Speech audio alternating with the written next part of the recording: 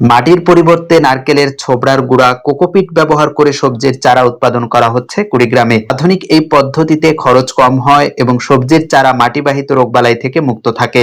সবজির ফলনও বেশি হয়। সেজন্য কুড়িগ্রাম অঞ্চলের সবজি চাষিরা দিন দিন এই চারা রোপণে আগ্রহী হয়ে উঠছেন।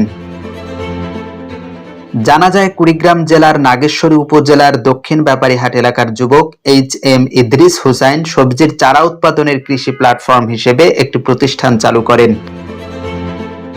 এই প্রতিষ্ঠানে বেগুন, মরিচ, টমেটো, লাউ, ব্রুকলি ও পেঁপের ৩৫ থেকে ৪০ প্রজাতির চারা উৎপাদন হয়। এসব চারা নাগেশ্বরী, উলিপুর, ভুরুঙ্গামারী, চিলমারী, রাজীবপুর, ফুলবাড়ী, রৌমারী, রাজারহাট, কুড়িগ্রাম সদর এবং বিভিন্ন এলাকার কৃষকেরা কিনে নেন। সারা দেশে অনলাইনের মাধ্যমেও পাঠানো হয় বলে জানান প্রতিষ্ঠানটির পরিচালক।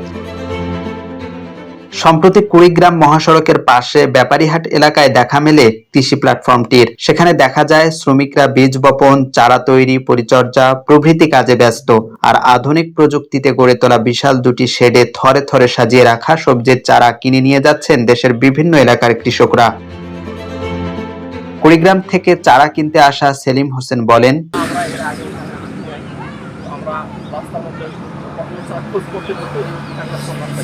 কৃষি প্ল্যাটফর্মের কাজ করা এক শ্রমিক বলেন, এখানে আমরা 4 জন কাজ করি।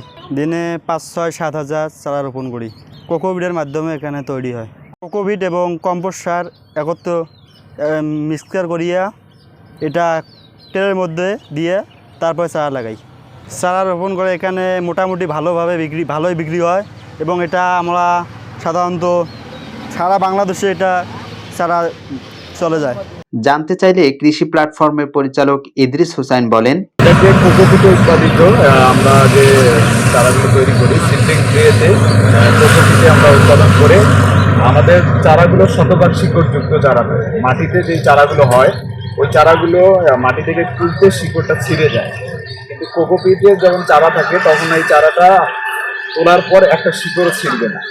তখন দেখা যায় মাটির চারার চেয়ে এই চারাটার 7 থেকে 10 দিন আগে ফলন আসে। আমাদের মরিচের জাত আছে সানড্রপ আছে, বিজলি প্লাস 2020, তারপরে super hot, king hot, red hot, মানে বিভিন্ন ওয়েদার অনুযায়ী, মানে বিভিন্ন সিজন অনুযায়ী শীতকালে একটা সময় মানে একটা আইটেম হয়, আবার গ্রীষ্মকালীনে গিয়ে আরেকটা আইটেম হয়। এই জন্য যখন যেটা চলে আমরা ওই সময়ের জন্য ওটাই নির্ধারণ করে আমরা এখানে সেই চারাগুলো রোপণ করার চেষ্টা করি।